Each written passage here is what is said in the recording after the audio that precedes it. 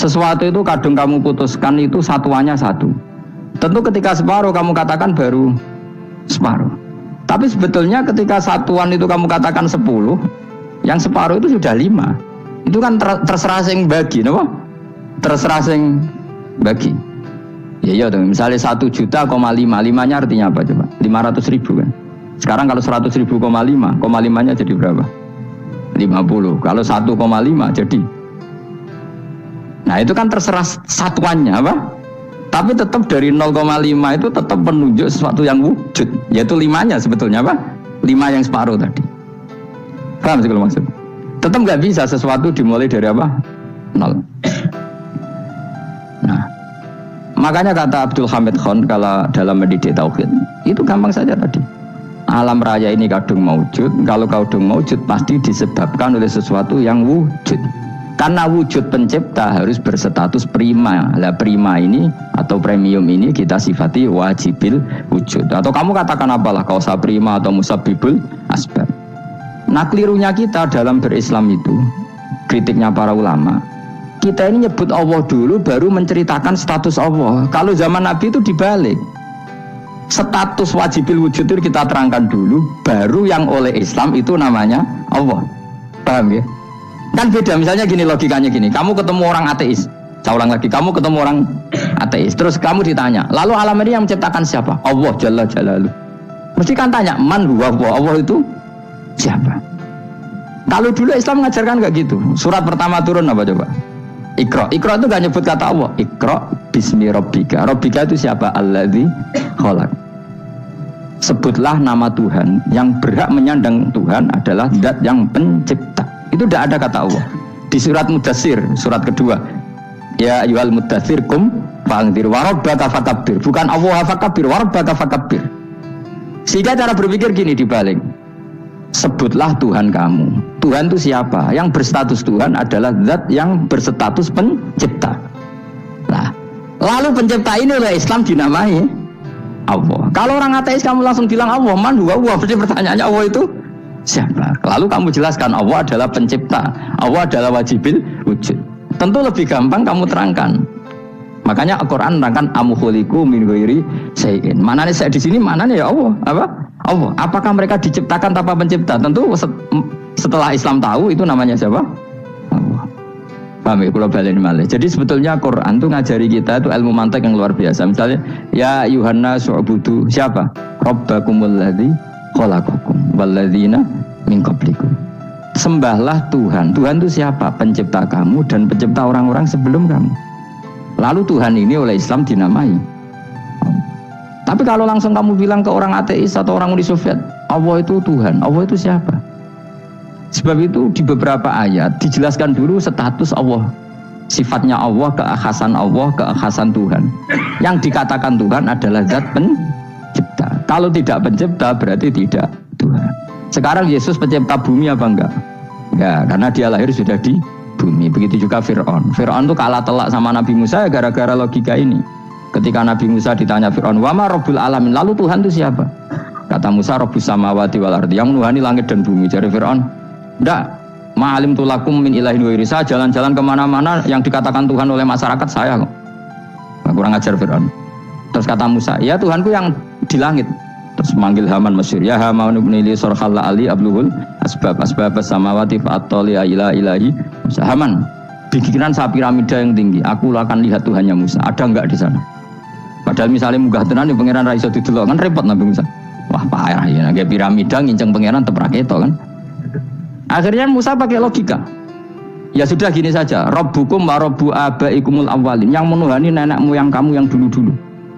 Itu langsung fabuhita Fir'aun. Fir'aun tuh kaget sekaget-kagetnya. Dan para penggawa Fir'aun sadar. Wah, kalau Fir'aun yang Tuhan, babanya tanpa Tuhan. Kan Tuhannya balita kan gitu kira-kira. Tuhannya balita, Tuhannya barulah. Itu kan jadi logika yang mematikan. Kalau Fir'aun Tuhan berarti babanya dulu yang wujud itu tanpa Tuhan, karena Tuhannya barulah. Ini ada Tuhan kok datang terlambat ini kan. Akhirnya para punggawanya Fir'aun iman, macam gendeng ya Fir'aun ini gendeng. Itu pentingnya logika Rabbukum wa rabbu abaikumul awwalin. Nah sekarang orang itu nggak belajar logika. Iman bi Allah orang mantep ning ati, jek iso diguncang setan, jalukane wis aneh-aneh. Jaluk swarga, jaluk gak mutu jarane. Gak mutu. Makanya banyak wali kalau ditanya, kamu masuk surga sama sholat milih mana? Milih sholat. Kenapa milih sholat? Di surga itu demi khadun nafsi saya, ora poya saya. Tapi kalau saya sholat itu untuk hakku. Saya sebagai hamba, identitas kesejatian saya adalah menghamba. Soal nanti Allah bikin bonus surga silahkan. Maka sebenarnya masuk surga itu ada urutannya. Sebagai orang alim saya urutannya adalah berkampanye sesering-seringnya, membuat logika supaya orang mudah ke Allah dan Rasul. Makanya di Quran tuh gak ada orang disuruh masuk surga dulu itu ya Tuhan nafsul mutmainnah irji'i ila rabbiki. Kamu kembali ke Tuhan kamu dulu. Bahwa kamu makhluk yang butuh Tuhan. Fadkhuli fi ibadi. Kamu masuklah berstatus hamba dulu. Kesetatusan Anda sebagai hamba ini matangkan dulu bahwa saya ini hamba, dibuktikan dengan suka sujud, suka ngamal, suka sedekah, suka tawadhu. Saya sebagai orang alim sebenarnya nggak suka mulang karena takut nak kowe pinter kok nyaingi aku, nak goblok sawangane metodeku gagal, kan dua-duanya ini merugikan saya sebetulnya. Saya ulang lagi ya, nak pinter kok nyaingi aku kan ya mungkin juga senajan rada mokal mungkin sanggep ae rada mungkin. Pemana nak sing ndik kan yo, biasanya hasud wong ndik. Mau itu sebenarnya rugi semua, tapi Allah yang memerintahkan hak wong alim kudu mulang. Perhitungan itu tak buang semua. Sing ape nyaingi nggih monggo, sing tetep goblok nggih monggo. Semoga Allah ngutus mulang ya napa? Mulang. Meskipun tadi potensinya itu dua-duanya buruk, sing alim nyaingi. Pemana nak mubalek terus didol ilmu ku ranto royalti tambah parah lagi. Nah, aku enggak pakai logika ikhlas. Pakai logika selesai semua, disuruh Allah ya sudah. Saya ulang lagi ya, makanya saya minta ya, surat Tur itu dibaca. Makanya baca Quran itu jangan terlalu egois, jaluk swarga. Statusnya dulu itu fadkhuli fi ibadi, kehambaan Anda posisikan yang mantap. Lagi wadkhuli jannah. Sekarang enggak dibalik, orang ini masuk surga dulu. Kayak surga di kapling. Terawih arang-arang gue jaluk Lailatul Qadar. Lailatul Qadar wis kliwat. Wingi wis Dzulhijjah wingi kan Pak. Sebagian ulama berpendapat Lailatul Qadar itu fi kulli sanatin. Apa fi kulli? Karena Lailatul Qadar berdasar nuzul Quran, dan nuzul Quran itu bisa saja hari Arafah, bisa hari apa. Ada ulama mengatakan Ramadan, tapi bisa tanggal 1. Nah, kamu kan pemalas ikut yang partai 21, 23 karena kan wis akhir-akhir kan wis enteng ya. Sebenarnya Anda milih 21 berdasar ilmu apa berdasar enak lah, nak terbatas waktunya kan lebih sempit apa? Lebih apa? Sempit. Ya saya ulang lagi ya. Jadi Allah kalau ngajarkan hujah itu gampang sekali ya. Tadi amkhuliku min ghairi syai'in. Enggak apa-apa saya ada Tuhan kata Allah, tapi kamu harus punya logika. Alam raya ini diciptakan tanpa pencipta. Mau enggak kamu punya logika seperti itu bahwa alam ini yang wujud diciptakan oleh sesuatu yang tidak wujud? Mau enggak kamu punya logika itu? Enggak mau kan? Namanya wujud tentu diciptakan super wujud, dan super wujud itu wajibil wujud, dan itu Tuhan kita yang oleh Islam dinamai Allah. Bang, makanya nyebut Allah itu di surat-surat awal Quran tidak ada. Coba awal surat Quran itu surat apa coba? Iqra kan? Iqra itu ada enggak kata Allah? Enggak ada. Iqra bismi rabbika. Rabbika itu siapa? Allazi khalaq. Surat Mudaththir sama, ya ayyuhal mudaththir qum fa'anzir wa rabbaka fakabbir. Ya sudah seperti itu. Ya ayyuhan nasu ubudu rabbakum. Rabbakum itu siapa? Allazi khalaqakum. Nah, kita ini keliru metode. Omone wong tukang wiridan Allah. Tapi ora roh Allah ku sing sapa? Ya dia Allah. Dia nyifati Allah mau sing ngekei swarga, sing ngekei duwe, sing ben ngekei widadari. Jadi Allah disifati sesuai selera yang menguntungkan dia. Bahwa Allah ini yang ngampuni saya, kemudian saya masuk surga, kemudian ngeloni widadari. Makanya kalau dia jadi wali tak demo. Tak laporkan MK Suluh. Karena ini wali pecundang gitu. Bagaimana mungkin calon wali pikirannya khadun nafsi? Kalau ulama agak gitu, mendikan Allah itu zat paling penting di dunia, maka akan saya maklumatkan di dunia bahwa orang kembali ke Allah. Caranya gimana? Akan saya kenalkan Allah lewat logika. Caranya apa? Kita sifati wajibil wujud. Kita sifati rabbukum wa rabbu abaikumul awalin. Dengan sifat-sifat yang semuanya mengarah ke kedikjayaan Allah Subhanahu wa taala. Itu jenenge kowe bener-bener ulama. Itu disebut balwa ayatum bayinatun fi suduril ladzina utul ilm. Makanya ulama itu orang yang luar biasa sampai disebut innama yakhshawaha min ibadihim ulama. Ahli ibadah itu rapati wedi pangeran. Masuk wiridan istighfar nangis itu rapati wedi pangeran, gayane tok nangis. Karena sebenarnya dia nangis wedi ra mlebu swarga. Mlebu swarga gak iso ngloni. Dari itu aja orientasinya itu. Makanya benar Kanjeng Nabi nak gojlok orang alim satu itu lebih utama dibanding 1000 ahli ibadah. Bahkan Nabi pernah ngendikan sangat ekstrim. Fadlul alim alal abid ka fadli ala adnakum kata Nabi. Keutamaan orang alim dibanding ahli ibadah itu sebagaimana kelas saya kata Nabi dibanding kelas terendah kalian. Padahal Nabi dengan Abu Bakar saja jaraknya sangat jauh. Itu kata Nabi fadlul alim alal abid ka fadli ala adnakum. Keutamaan orang alim dibanding orang abid sebagaimana keutamaan saya dibanding sahabat paling rendah. Karena tadi abid itu ada oportunisnya. Tapi kamu jangan benci abid loh. Karena kamu ya orang alim orang abid. Saya saja yang kritik, saya yang tanggung jawab di depan Allah. Orang abid itu kadang kan wiridan nganti nangis, pikirannya apa coba? Wis rasakno mungkin apa wiridan pikiran aja. Di sepuro dosane, terus apa kan? Mlebu swarga, terus apa kene swarga? Aku takok. Saya aku takut, ayo, saya ngapain bersuarga, apa kegiatan? Rencana pertama ya, Om. Terus gak usah munafik, biasa, weh. Mau inna ansa'ana apa? Insya, ayo kalau harus jujur, apa yang jujur. Bandingan kalau orang alim. Orang alim itu ketika nyebut Allah itu iri ya Allah. Kenapa di dunia ini ada makhluk lain yang menandingi engkau? Saya tidak ridho.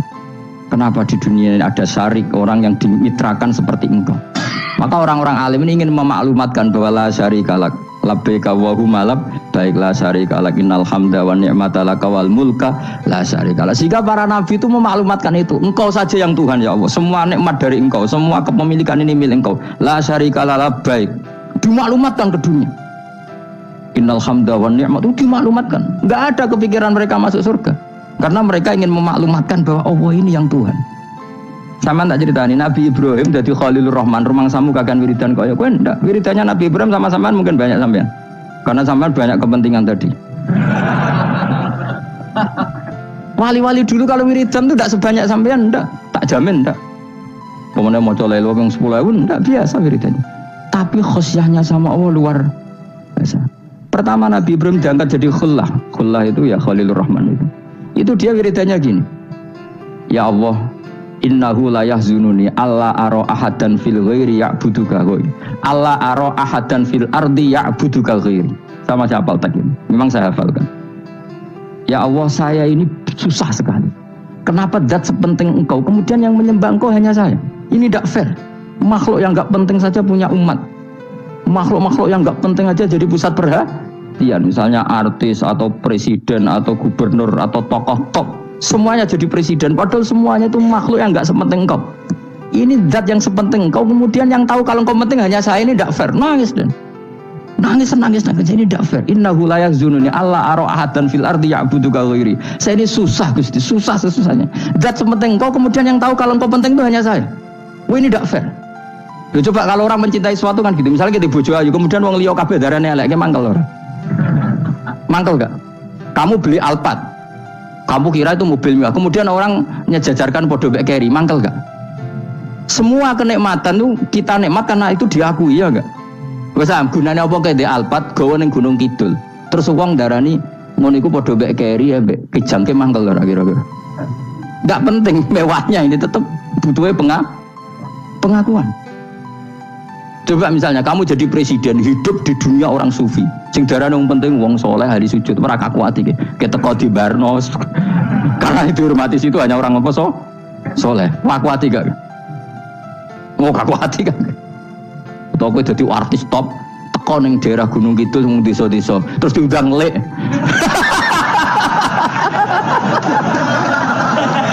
Oh mangkel kan? Le bayang dong.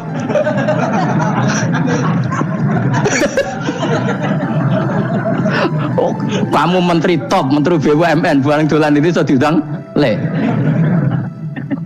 Matus walang le ngono. Oh semua kan. Karena orang keren itu butuh pengakuan apa? Wes misalnya di bojo ayu terus wong liya kabeh darane eleke mangkel gak? Sebetulnya orang merasa nikmat itu karena pengakuan. Bayangkan andaikan orang itu melihat Alphard itu tidak wow. Orang punya Alphard gagah enggak? Oh enggak gagah. Kalau orang lain enggak bilang apa? Oh. Mau misalnya di Goning desa terus orang desa nganggap kamu model tepak terus saya mau pada numpang wedhus kula angsal Pak. Kagak hati. Habis kan. Makanya branded itu harus dimaklumatkan. Itu bayangkan Nabi Ibrahim. Zaman itu ada Raja Namrud yang dipuja-puja, ada orang kaya dipuja-puja. Kemudian engkau yang Tuhan, pemilik langit bumi, enggak ada muja-muja engkau, ini enggak fair ya Allah. Nangis. Orang kok kowe eling pangeran saja nih, swarga Gusti.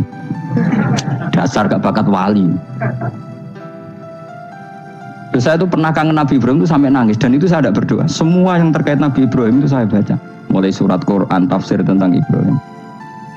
Dan sampai saya di Kudiro di Tadirawa pernah ziarah ke makamnya Nabi Ibrahim.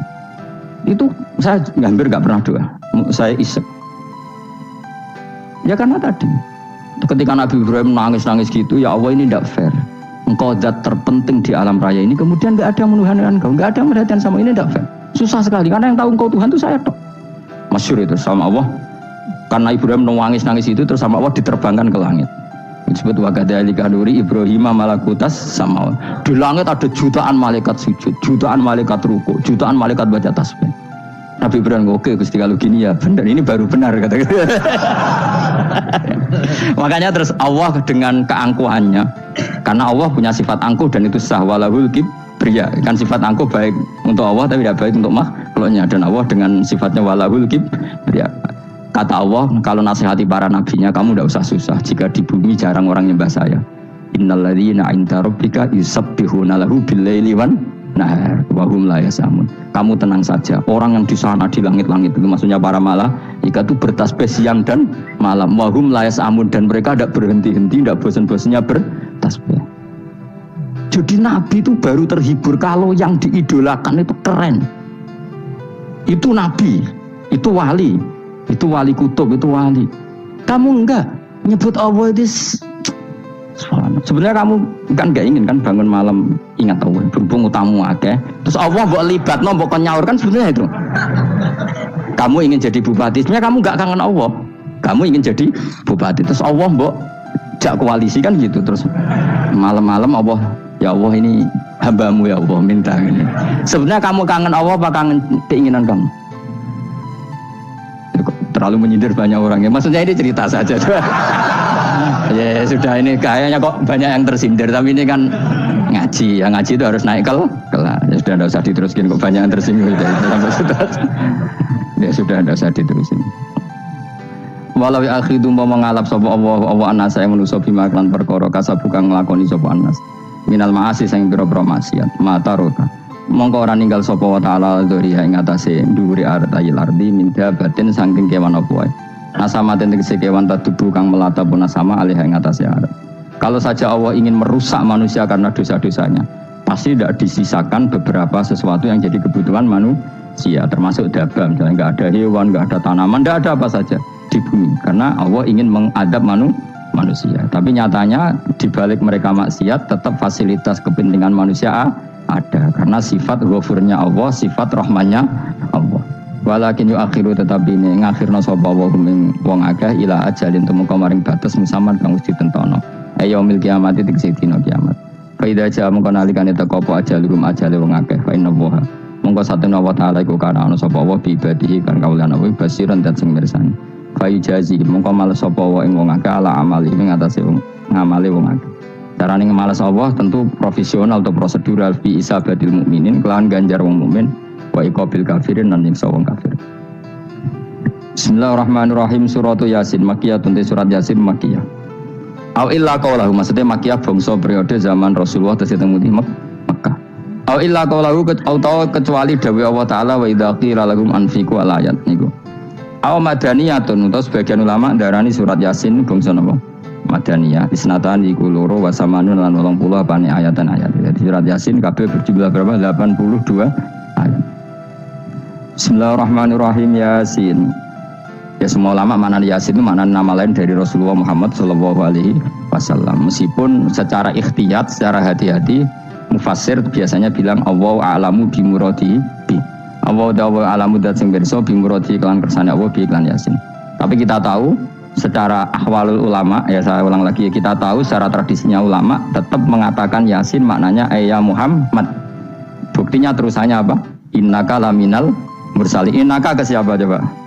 Ke Nabi kan, Nabi Muhammad. Berarti Yasin wahai Muhammad kamu adalah mursalin. Apalagi ada istimal yang sudah konsensus seluruh dunia. Misalnya sholatullah salamullah ala toha rasulillah, sholatullah salamullah ala Yasin habibillah. Jadi makanya saya berkali-kali bilang, saya pernah ngisi pengajaran tafsir di Madura juga bilang gitu. Ada disiplin ilmu tafsir dan itu kadang ketatnya ikhtiyat. Ikhtiyat itu hati-hati sehingga tetap bilang Allah alamu bimuradi bidzalik. Tapi meskipun demikian, ada konsensus masif dari para ulama yang menggunakan Yasin Toha itu untuk Rasulullah Shallallahu Alaihi Wasallam. Karena secara siakul kalam pasti demikian. Misalnya di juz 16 ya, surat Toha itu ya 16 ya. Toha, ya Muhammad ma anzalna alaikal qur'ana litasqa. Coba kalau Toha ada artinya Muhammad lalu siapa? Ada kata ma anzalna alaika apa? Coba sekarang Toha ganti ya Muhammad kan pas ya Muhammadu ma anzalna alaika al-qur'ana litasqa. Jelas ya? Secara siakul kalam Toha menunjuk siapa? Muhammad, karena tulisannya coba ya Toha diganti kata Muhammad. Ya tentu diganti secara mana? Ya Muhammadu ma anzalna alaikal qur'ana ditasqa. Yasin juga ganti aja. Ya Muhammad demi Quran yang hakim, innaka ya Muhammad laminal mursalin. Sehingga meskipun mufassir secara disiplin ikhtiyatnya, kehati-hatiannya bilang innaka laminal apa? Awa alamu bimuradihi bidzalik, tapi secara ahwalul ulama tetap Toha dan Yasin adalah ismun min asma'i Rasulillah sallallahu alaihi wasallam. Berarti apa? Kayak tadi apa? Salatullah salamullah ala Toha Rasulillah, salatullah salamullah ala Yasin habibillah. Jelas ya. Jadi antara istimalnya ulama itu beda dengan keikhtiyatan mufassir, dan tentu kita milih yang istimalnya ulama. Karena itu lebih gampang supaya kata alaika khitab itu kena apa? Kena mukhatabnya siapa? Terus ketiga kata Ibnu Jarir At-Tabari, enggak mungkin Allah mengkhitobkan sesuatu dengan sesuatu yang enggak bisa dipahami. Karena orang Arab dan zaman itu paham Yasin adalah Rasulullah, Toha adalah Rasulullah, sehingga ada khitab itu. Buktinya orang kafir zaman itu enggak pernah menyoal gini. Muhammad katanya Quran itu indah, mudah dipahami. Ternyata ini ada lafaz-lafaz yang kita tidak paham. Nyatanya orang kafir tidak gugat seperti itu. Itu menunjukkan bahwa penggunaan Toha dan Yasin adalah ma'ruf dan difahami. Paham? Jelas ya? Ya, soal nanti ikhtiyat saja kita ikhtiyat, paham ya? Tapi tetap difahami apa? Tetap difahami. Buktinya jelas kan Toha ma anzalna alaika. Berarti diganti saja apa? Ya Muhammad ma anzalna alaika al-Qur'ana litasqa. Pun jelas ya. Wal Qur'ani demi Qur'an al-Hakimi kang bijak. Ail muhkami tegese kang kuat utawa kang kukuh. Kukuh maknane indah, bi aji binasmi kelawan keajaibane susunan wa badil ma'ani lan keindahanane makna. Innaka saat temne sira ya Muhammad lamnal mursalin setengah sangking wong sing diutus. Sungguh termasuk wong sing diutus Allah. Ora sekedar diutus ala siratin kowe ngatasi jalur atau dalan mustaqimin kang jejeg.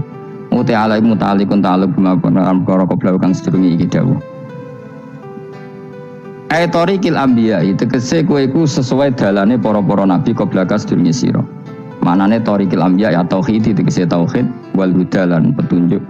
Wa taqidu tinau kiti bil qasami klan qasam wa khairi lan liyane qasam ngrad niku nolak liqaul kufari marang ngucape wong kafir lagu maring nabi, wong kafir komentar ning nabi napa lasta mursala. Muhammad iku ora rasul.